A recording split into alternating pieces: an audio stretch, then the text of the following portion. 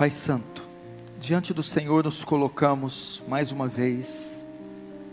Vamos a Ti em oração essa tarde, cônscios da nossa pequenez, da nossa miserabilidade e da nossa dependência do Senhor. Deus, tem misericórdia de nós, Senhor. O que é para Ti, São Paulo? O que é para Ti, a IPB de Pinheiros? O que é para Ti esse pequenino pedido que estamos fazendo? Deus, só um respingo da Sua glória é o suficiente para inflamar e encandecer esse local. Deus, onde estão os Teus grandes feitos, Senhor? Estamos como Gideão, malhando trigo no lagar, ouvindo o Senhor dizer: o Senhor é contigo. Estamos respondendo: se o Senhor é conosco, por que todo esse mal nos sobreveio? E o que foi feito dos Teus grandes feitos que nossos pais contaram? Oh Deus, não se esquece do Teu povo, Senhor. Estamos fartos de contos, de ouvir daquele que falou do outro, daquilo que lemos, e nada de acontecer conosco. Senhor, nosso coração anseia, e não é só o nosso desejo. Há uma necessidade urgente, Senhor. Nossa sociedade corrompida, carcomida, putrefada. Só um avivamento, Senhor, vai sarar essa nação. Não é baseado no que eu peço, nas nossas justiças, mas nas Suas muitas misericórdias, na incondicionalidade do Seu amor, que é unilateral. Derrama da graça essa noite, de modo que Teu reino avance, que o Senhor receba glória para Si, e que nós sejamos conformados à imagem do Teu Filho. Amém. Irmãos, tem tanta coisa para falar, que eu nem sei por onde eu começo. Eu preparei vários esboços para trazer aqui, mas eu pensei contar um pedaço do meu testemunho, do testemunho da minha conversão. Eu sou filho de pais católicos, ambos as partes da minha família eram católicos tradicionais. Minha família do lado do meu pai e do lado da minha mãe, sobretudo do meu pai, bem mais fervorosos e bem mais fiéis às doutrinas católicas. Eu perdi o meu pai em 1982. Em 1982, fazendo ali uma operação, ele era motorista. A operação que eles estavam fazendo no caminhão era perto de uma rede elétrica. E ali o meu pai, num descuido de uma manobra de um funcionário, ele é eletrocutado, recebendo uma descarga de 39.000 volts, morrendo instantaneamente. Ele deixa uma viúva com 3 filhos, um de 1 ano, outro de 5, outro de 6. Eu era o de 5. Daí então, de 82 para frente, nós fomos criados sem pais, sobretudo nos princípios católicos, primeira comunhão, crisma, todo aquele negócio. Aos 14 anos de idade, já criado sem pai, um jovem vizinho meu, desde muito pequeno, ele se converte, o Alexandre. Ele se converte na Igreja Presbiteriana do Brasil. E ele começa a me evangelizar, com 14 anos. Então ele me evangeliza, e eu lembro, todos os dias quase indo na minha casa com a Bíblia aberta, sobretudo abrindo em João 14, toda riscada, colorida, e dizendo: disse Jesus, eu sou o caminho, a verdade e a vida, ninguém vai ao Pai senão por mim. Então, caso você não saiba, a primeira igreja que eu frequentei na minha vida foi uma igreja presbiteriana do Brasil, em 1990, 91. Só que ali ainda não se deu a minha conversão. Foi lançada uma semente. Eu tive o primeiro contato com o Evangelho. Já comecei então a entender que o catolicismo romano, ou romanismo, era um equívoco. adoração às imagens, a missa, a confissão auricular, toda aquela coisa foi sendo desconstruída no meu coração, e eu comecei a congregar com esses irmãos ali, durante 3 anos, até me lembro do nome do pastor Clemilton, tinha um filhinho de 5 anos, chamado Silas, na época, uma igreja muito boa. Acontece que com os 16 anos de idade, eu me desvio, eu deixo, e vou fazer como quase qualquer jovem do mundo, vou conhecer o mundo, e é então que dos 16, 23, começa a minha saga ímpia, eu começo a me perverter, começo a experimentar os horrores do mundo, primeiro com um cigarro, cerveja, bebidas mais fortes, até que eu começo a usar maconha, e muita maconha.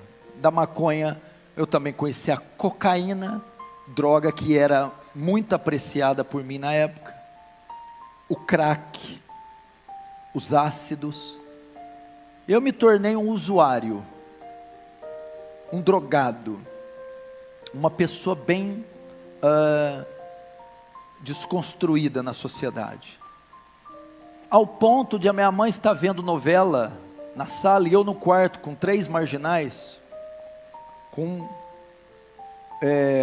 uma montanha de cocaína no quarto, e nós estávamos ali cheirando, enquanto fazíamos os papelotes para depois sair para vender, ao ponto de ir até uma biqueira, e pegar uma pedra de crack desse tamanho, colocar na cintura, e sair dela até minha casa para fazer as pequenas pedras e vender, e passando por blitz policiais, correndo o risco de ser preso.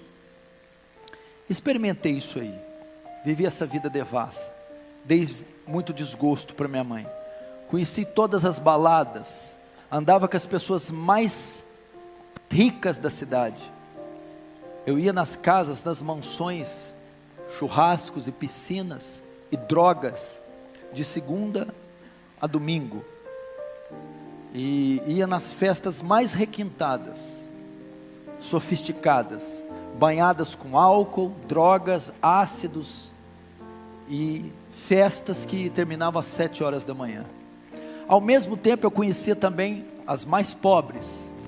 Como você percebeu, eu sou um pouco carismático, eloquente, então eu conquistava muitas pessoas. Conhecia também o outro lado, as biqueiras, os traficantes, as pessoas mais sujas, ao ponto de um dia, em uma chuva, uma meia-noite, minha mãe, meus irmãos dormindo, nós fomos para os fundos da minha casa, onde tem, o telhado tem aquele beiral, alpendre, não sei como alguns falam, chovia e pingava, enquanto eu entro com 10 marginais da pior espécie, seres da pior espécie, que os bandidos mais vagabundos que se puder imaginar, e nós agachamos os 10 debaixo daquele beiral, para usar crack, dentro da minha casa. Era pichador, skatista, não que uma coisa esteja relacionada à outra, e fui conhecendo tudo isso, fui me tornando um animal, abandonei os estudos, abandonei o trabalho, comecei a roubar, fui pego pela polícia, passei uma noite na cadeia, passei por essas situações, sobretudo aquela semente do Evangelho, estava dentro de mim, eu já sabia da existência de um inferno, já sabia sobre a volta de Jesus, sabia da condição para alguém herdar a vida eterna, e sabia que se morresse naquele instante, eu iria para o inferno. Então o evangelismo, os tempos de presbiteriana, o evangelismo do Alexandre, foram suficientes para causar em mim culpa, foi suficiente para causar em mim noção da minha depravação, noção da necessidade de um Salvador, e as formas de ser salvo, não mais por obras, velas, procissões, missas, mas pela expiação feita na cruz. Sobretudo ainda não tinha dado a conversão. Então foram dos 16 aos 27 anos vivendo uma vida de crime, de uso de drogas, de pecados e urgias e de loucuras. Eu poderia estar hoje de duas maneiras. A minha condição hoje poderia ser estar morto ou preso. E uma das vezes eu tinha uma moto XLX 350, quem é mais velho vai lembrar, e estava com uma quantidade muito grande de droga na cintura. Ia levar para um condomínio fechado alguns amigos ricos, uma quantidade suficiente para comprometer bem a sua vida. E é que indo de moto eu passo numa avenida e está uma blitz policial com 30 viaturas, na época era o tático, a D20, e eu passo para aquele corredor com 30, homens com armas de alto calibre. Quando eu passo, nenhum policial olha para mim, nada. Naquela hora eu comecei a ver a misericórdia de Deus na minha vida, porque talvez tivesse me pego aquele dia, eu estaria lá talvez até hoje. E passando por tudo isso, e o que aconteceu? Em um dia, saindo para uma festa de exposição agropecuária, que é comum nessas cidades do interior, onde fazem shows e tem bebida à vontade, nós íamos para uma dessas festas, numa sexta-feira à noite. Nessa semana, um amigo meu tinha ido aos Estados Unidos fazer um high school, e aprimorar a sua condição de atleta de basquetebol. E ele estava retornando e me ligou perguntando se eu queria que ele comprasse algo para mim. Como eu estava envolvido com o basquete, eu queria tênis na Nike, moletons, aquelas roupas todas. E ele trouxe aquela semana, e eu me vesti de todo aquele aparato gringo, e me aprontei, e passei na casa de um amigo meu, o Juliano. Nós iríamos sair aquela noite e ir na festa de exposição. Então quando eu chego, ele está se trocando no quarto, eu estou na sala esperando. Ele se troca só pela metade, vai para a sala terminar de trocar o resto. Ele está sentado no sofá, eu estou de pé olhando para ele, vendo ele amarrar o sapato. De repente, quando ele está amarrando o sapato, um fogo começa a invadir o meu coração. Eu começo a me contorcer, eu começo a olhar para aquele moletom da Nike, aquele tênis, aquela calça, e eu olho para ele: Juliano, o que é isso aqui, cara? Isso aqui é tudo inútil, tudo ilusão. O que eu estou fazendo da minha vida?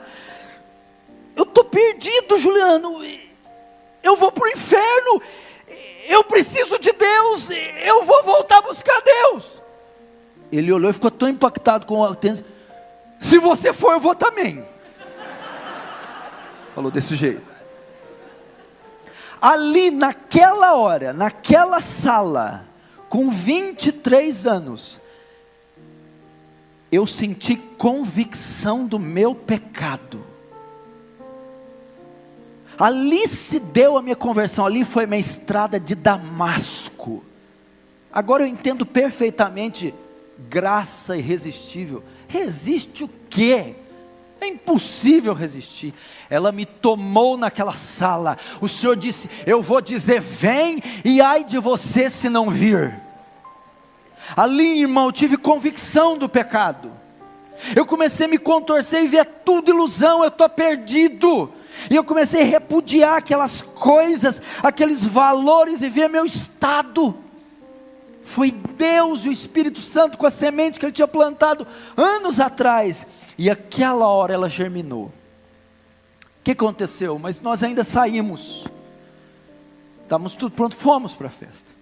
E aquela noite eu me lembro de não ter visto, ouvido nada. Eu fiquei como um zumbi o tempo todo. Voltei, dormi. Sábado, o que eu fui fazer? o Alexandre, o cara que pregou para mim. Vou atrás dele.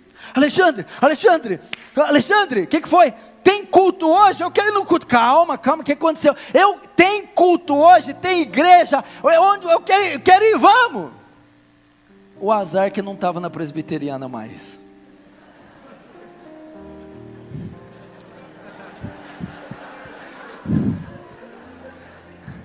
Ele tinha uma comunidade, mas novo convertido não quer saber. Falou Jesus, ele está lá. Irmãos, era um culto de sábado, muito comum, culto da mocidade. E ele diz: tem culto dos jovens, vamos. Eu fui. E faz 20 anos que eu nunca mais saí. Se deu a minha conversão. Eu comecei a ir. Nisso, e tem que ficar registrado, nesse pequeno desvio de 7 anos, o Alexandre nunca deixou de orar por mim. Nunca desistiu da minha vida. Nunca. E toda vez que ele me encontrava, eu corria dele, ele me barrava. Volta. Eu acho que ele nunca ganhou outra alma na vida, só ganhou eu. Mas veja só que obra Deus tem feito. E Ele vai receber o galardão por isso. Mas eu nunca vi alguém insistir tanto com uma alma, orar tanto por uma alma, jejuar tanto, padecer tanto. Eu nunca vi como Ele fez comigo. Nunca. Se Ele tivesse desistido, talvez eu não estaria aqui. Então eu procurei, nós começamos a congregar. Passou 2 meses, eu me batizei. Passou 2 anos, já me tornei líder de jovens. Já vi que tinha o dom, o talento de me comunicar, de fazer orações e de expor a mensagem do Evangelho. Agora, o que tem a ver com o tema avivamento? O que eu quero deixar para vocês?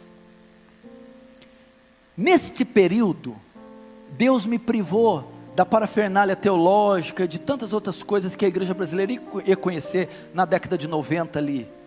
Kenneth Hagin, Benny Hinn, os movimentos de dente de ouro, aquelas unções, aquela coisa toda. Eu assisti uma pregação em VHS. Essa pregação era de um pastor pentecostal. Nessa pregação ele cita nomes como David Brenner, John Knox, John Wesley, Hudson Taylor. E ele disse: compre os livros desse homem. Foi então que nesse momento eu tive contato, já no meu primeiro ano, com a fé, mais a piedade do que a teologia desses homens. Mas eu tive contato. Então a minha vida foi toda influenciada por David Brenner, Hudson Taylor, William Carey, Jonathan Edwards e todos esses heróis da fé. E eu percebi algo quando eu li os livros deles. Depois eu conheci um outro livro que é o Heróis da Fé, do Orlando Boyer. Então ele vai falar de Dwight Lyman Moody, Martinho Lutero, Jerônimo Savonarola, Jonathan Goforth, David Livingstone, os grandes vultos que a terra conheceu depois dos apóstolos. Homens que eu não dispenso comentário. Quem não se lembra do grande despertamento da Nova Inglaterra e o sermão Pecadores nas mãos de um Deus irado, de Jonathan Edwards. Missões do interior da China, quem não se lembra? Hudson Taylor. A biografia diz que o sol nunca nascia sem que Hudson Taylor tivesse de joelho. David Brenner morreu tuberculoso com 29 anos, ele cuspia pedaços do seu próprio rim. E eu notei algo nesse primeiro ano. Eu notei que todos eles, do evangelista ao avivalista, do teólogo erudito ao missionário, todos eles tinham algo em comum. Eles eram homens de oração. Todos, sem exceção. Todos. E eu comecei então a entender que o que os pastores da igreja que eu congregava traziam, as suas mensagens, eram até que bons, mas eram muito superficiais. Passei a basear a minha doutrina, a minha fé, na doutrina, no estilo de vida destes homens. Então daí eu passei a desenvolver uma vida de oração, e Deus me concedeu graça. Você quer saber como nasceu a Igreja Aliança do Calvário? Como nasceu o Ministério Defesa do Evangelho? Como nasceu o ministério do pastor Paulo Júnior? De joelhos, de oração. Tudo que eu tenho, tudo que eu sou, é óbvio, eu não vou escorregar aqui, é pela graça de Deus e uma ação soberana, mas de joelhos, através da oração. Foi então que eu comecei a aprender a orar. E eu me lembro quando eu consegui orar a primeira vez por 1 hora, a vitória que foi. Mas Deus não ia parar por ali. Então nós começamos. Eu trabalhava como cameraman das categorias de base do time de basquete de Franca. São 8 categorias. Eles começavam a treinar 1 da tarde, e de hora em hora intercalava as categorias até o time principal às 7, 5. O que eu fazia? Então Deus começou a desenvolver algo. Eu ia até eles, como eu filmava e depois vendia as fitas. Eu ia até os treinos, subia até a arquibancada. Do lado esquerdo era o banheiro feminino. O banheiro feminino é só utilizado em dias de jogos. Eu entrava naquele banheiro, dobrava os meus joelhos enquanto escutava o barulho do tênis e da bola e das categorias dos times entrando, jogando, saindo, e eu orava. Porque eu fui influenciado por esses homens, e eu ouvi que John Knox dizia: dá-me as almas da Escócia, senão eu morro. Então lá dentro daquele banheiro eu comecei a dizer: dá-me as almas do basquete, senão eu morro. E eu ficava ali 1, 2, 3 horas dentro do banheiro feminino enquanto eles oravam. E você sabe que eu transpiro muito, estava molhado. E quando eu saía de lá, o banheiro em cima, descia a arquibancada, a quadra embaixo. Eu descia e depois ia pregar para eles.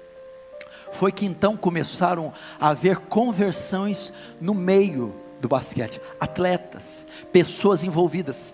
Haviam técnicos, massagistas, haviam preparadores físicos, atletas. E eu comecei a desenvolver o ministério de evangelismo através deles. E foi havendo conversões. E foi acontecendo um movimento, e a igreja, o meu ministério surgiu num pequeno despertamento entre os atletas e os jovens. E foram convertendo os jovens naquela época, e se tornando um grupo que passou a me acompanhar. E tudo em oração, e eu orando ali. E esse grupo, nós começamos a fazer vigílias de oração. E nós fazíamos vigílias de sexta-feira para o sábado, do sábado para o domingo, da meia-noite às 6 da manhã. Eram 5 jovens que faziam, fruto desse despertamento entre os atletas. Eram 4 mais eu, e nós oramos da sexta para o sábado, do sábado para o domingo, até às 6 da manhã. Fizemos isso durante anos. E hoje, são pastores da Aliança do Calvário.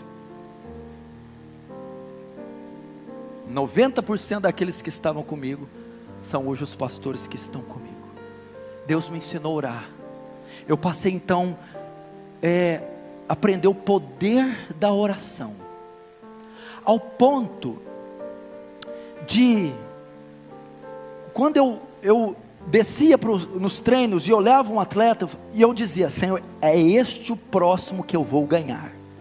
Então eu começava um período profundo de oração, até que ele se convertesse, e eles se convertiam. Deus foi me dá almas, eu fui aprendendo a orar e buscar. Comecei a colocar uma lista de almas, colada no meu armário, com 50, 60, 70 atletas e almas e ímpios, e orava todos os dias, um por um: dá-me estas almas, e o Senhor foi me ensinando. Eu comecei então a passar noites e noites em claro, orando. Aprendi a orar 1 hora, 2 horas, 3 horas, 4 horas.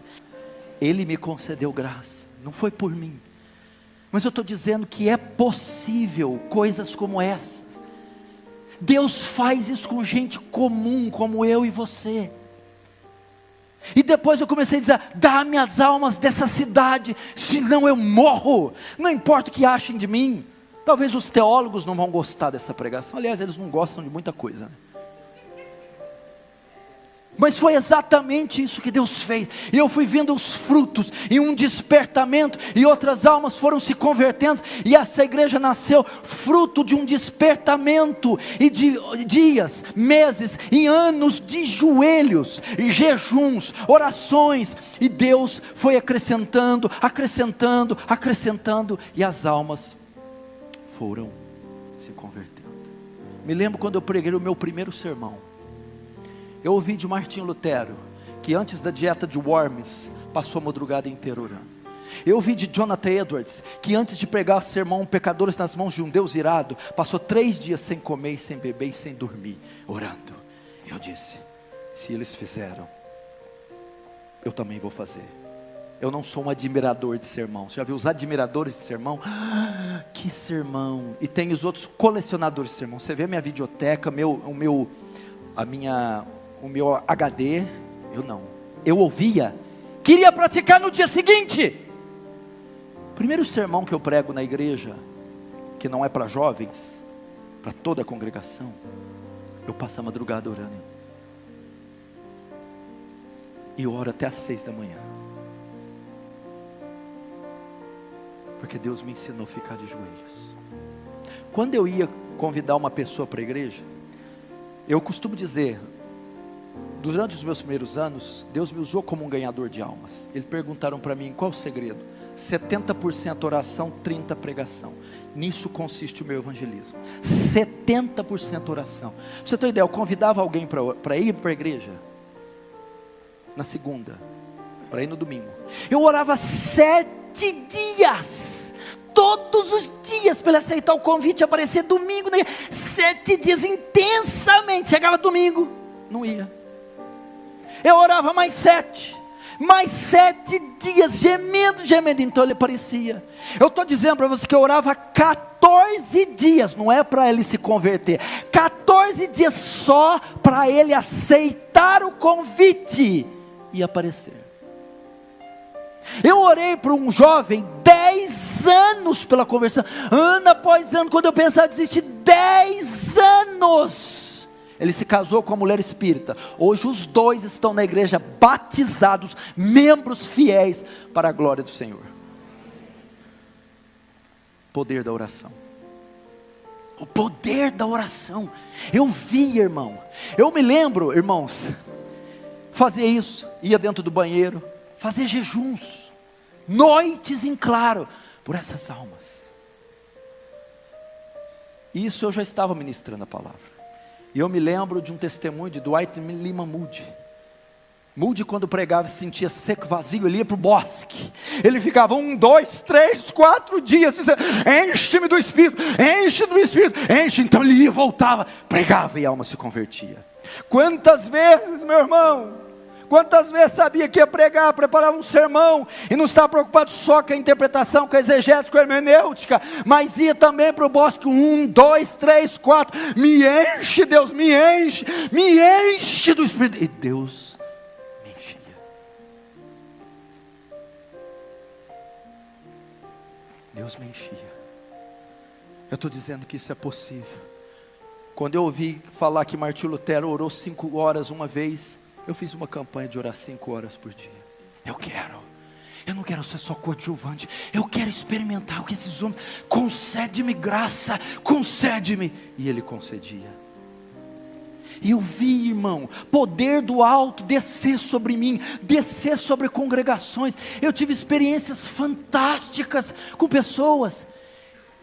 Eu não me importo o que o movimento carismático fez com dons, com cura, com poder. Eles não são donos disso. Nós não podemos deixar eles roubar de nós as promessas, o Espírito Santo, o poder, os dons. Espera lá. Eu me lembro de uma senhora me procurando. Meu filho teve um acidente de moto. Eu entrei na Santa Casa, na UTI. O médico me deu permissão para entrar. Tinha uns 15 cadáveres, todos com o aparelho, todos nus, destroçados. O médico falou: todos que você está vendo aí, pode morrer a qualquer momento. Fui até o jovem, ele estava com um tubo dessa grossura no pescoço, todo estrupiado. Eu peguei na mão dele e eu disse: se você está me ouvindo, aperte a minha mão. Ele apertou milimetricamente, quase imperceptível, mas eu vi que ele estava ouvindo. Eu orei por ele. Eu orei por aquele jovem. Senhor, tem misericórdia dessa alma moribunda. No outro dia ele saiu do coma. Passou algumas semanas, ele foi lá na igreja com toda essa parte costurada, me agradecer. Porque Deus faz tais coisas. Avivamento é isso, é poder, é milagre, é incontrolável, é inesperado, é algo soberano, e Deus despeja o seu poder. Mas muitas vezes o faz através dos joelhos. E Ele me concedeu essas coisas. Irmãos, aí começou algo e realmente não parou. Almas foram vindo, coisas foram acontecendo, e toda essa expressão que você vê, ela foi conquistada nos quartos, de joelhos, dias, anos, horas a fio, diante do Senhor. O reino de Deus é tomado por violência, e só os que se esforçam se apoderam dele. Eu ainda tenho outros testemunhos interessantes que a oração. Muitos podem rir, mas hoje eu não estou me importando. Eu nunca falei isso em conferências, não falo isso em conferências, mas hoje, pela permissão do Espírito, eu senti vontade de falar. Teve uma ocasião, como eu trabalhava com filmagem, eu fui contratado para fazer um evento para um instituto infantil muito importante, numa escola. Iriam comparecer mais de 400 pessoas, vereadores, bombeiros, a polícia militar e algumas escolas, em uma quadra poliesportiva. E eles me convidaram, contrataram para fazer a filmagem. Tudo bem, eu aceitei. Depois ele me liga mais tarde: só que tem que ser com 2 câmeras. Tudo bem. Eu não tinha essa câmera, e era algo muito sério. Eu falei: Senhor, o que eu faço? Eu não tenho essa câmera, meu Deus. E eu fiquei aflito e procurei, não consegui achar outra câmera. Numa sexta-feira, o evento era sábado, meio-dia. E eu fiquei aflito, e nada.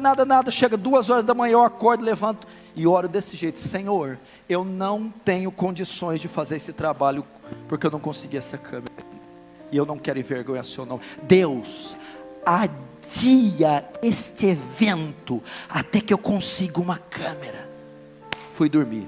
9 da manhã o cara me liga, o empresário: Paulo, está de pé a filmagem? Tá. 10 horas eu vou para o ginásio. 400 pessoas, bombeiros, vereadores, aquela coisa toda. Eu chego lá 10 horas, passa 11 horas, 10 horas não tem ninguém, 11 horas, 2 alunas e um bombeiro. Todo aquele negócio, tudo aquilo. Meio-dia, nada. Meio-dia 40, nada. 1 hora eu li na cama, já entendendo o que aconteceu. Eu estou ali ajustando, e ele chega para mim: Paulo, pois não? Bom, você deve estar percebendo que não veio ninguém. Você não quer adiar a filmagem, não? Quase que eu falei: não, imagina. Irmãos, 400 pessoas, não apareceu ninguém. Foi um caos, foi uma coisa horrorosa. E eu sei, Deus adiou aquilo por causa da minha oração. Eu precisava de 2 dias. Deus me deu 1 semana. Eu arrumei outra câmera, filmei com as 2 câmeras. O vídeo roda até hoje, por causa da oração. Coisas pequenas mostram o poder da oração. Certa feita, eu estava com uma dívida muito alta, e o meu trabalho tinha fracassado. Eu perdi clientes, eu não consegui mais vender, eu não consegui mais trabalhar, e as dívidas foram indo, e até que meu nome foi protestado. E alguns carnês, na época dos carnês, né, você deve lembrar. O que eu fiz? Tem um bosque, um vale perto da minha casa. Eu fui lá à noite, me ajoelhei na terra e coloquei todas as minhas dívidas. Estou falando o que eu fiz, não sei como você vai julgar. E me ajoelhei. E não era por desonestidade, não era por má fé, simplesmente aconteceu. E eu comecei a chorar: Senhor, eu estou envergonhando o seu nome. Aqui estão minhas dívidas, e eu não tenho condição nenhuma de pagar. tem misericórdia. Lembre, meu maior desejo não era a dívida em si, é de estar envergonhando o nome de Deus sendo um cristão. E eu lembro que eu joguei aquilo num ato até estranho no chão, e me ajoelhei diante, falei: Senhor, tem misericórdia. Então, todas essas dívidas. Terminei de orar, recolhi aquilo e fui embora. Passou uma semana, termina um culto, o irmão vem até mim, com um cartão na mão. Esse é meu cartão, com um papelzinho, essa é a minha senha. Tem X naquela conta, pode pegar que é seu. Era o valor exato da minha dívida.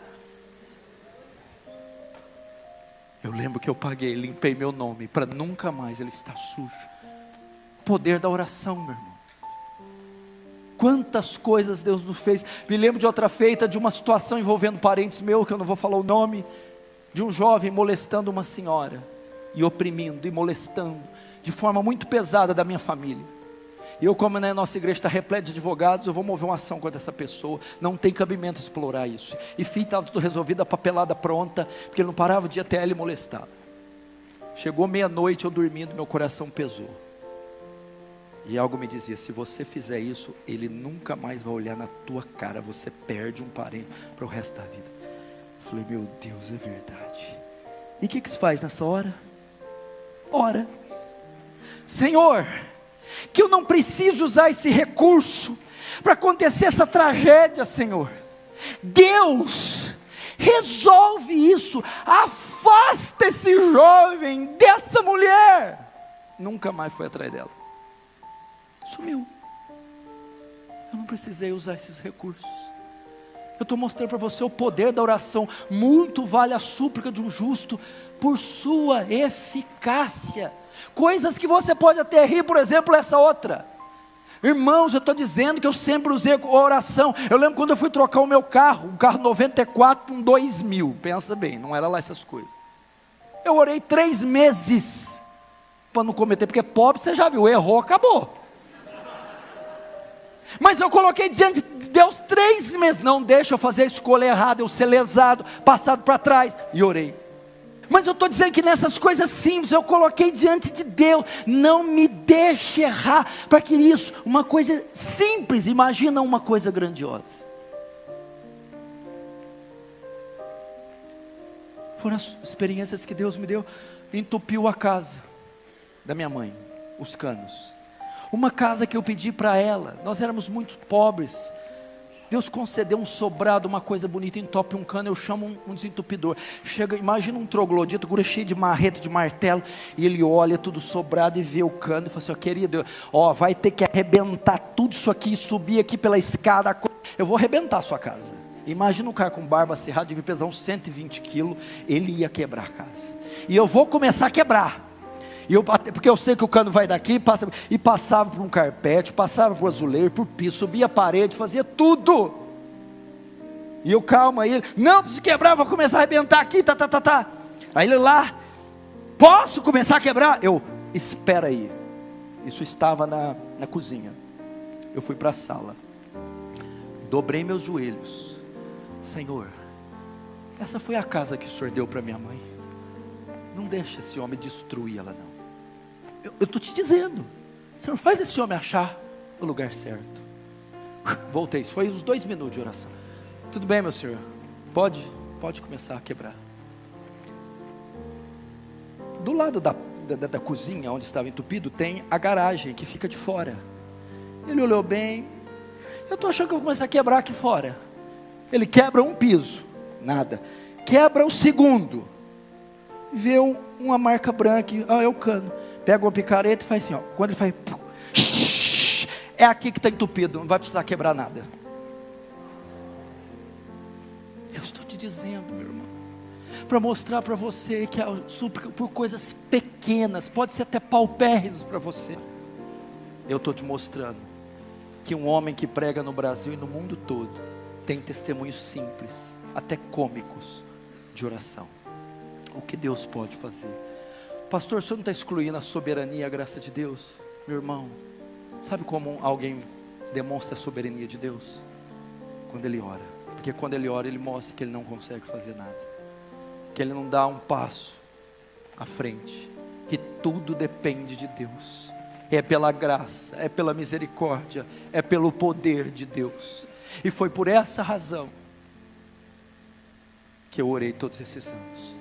E eu quero dizer que a minha vida, o Ministério de Defesa do Evangelho, a Aliança do Calvário, foi obra de um pequeno avivamento, um avivamento local, e fruto de jovens, homens, que dobraram seus joelhos e creram no poder da oração, no poder, no que a oração é capaz.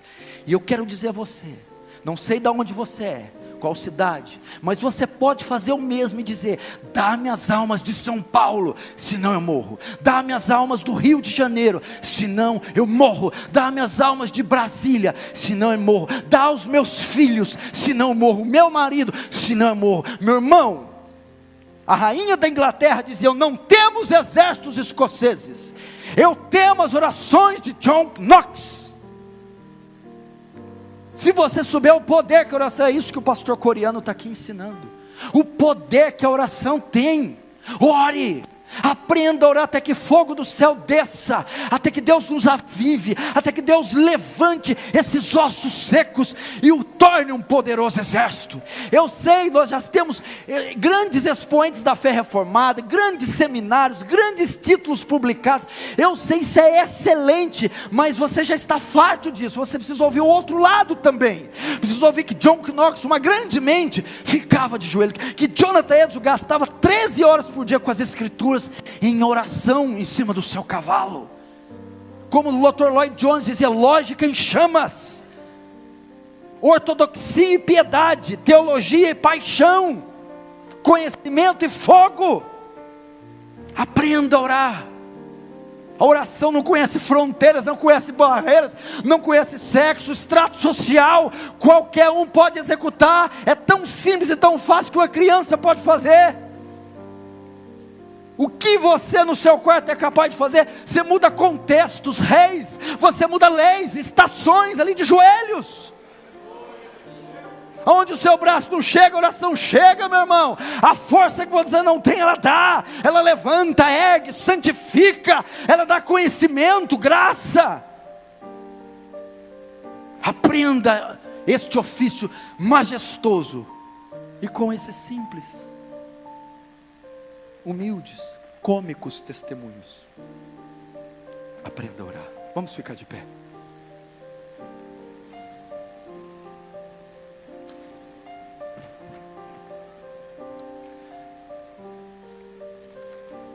Feche os seus olhos.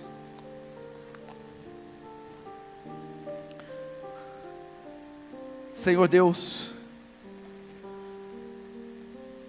ensina-nos a orar, Senhor. Os discípulos do Senhor chegaram até o Senhor e disseram: Mestre, ensina-nos a orar. Irmão, o avivamento tem muito a ver com oração, Senhor.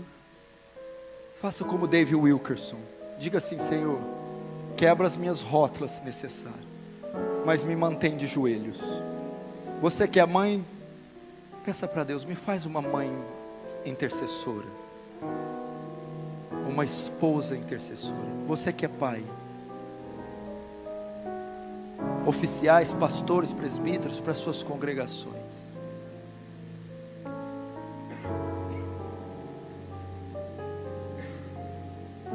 nos leva a orar.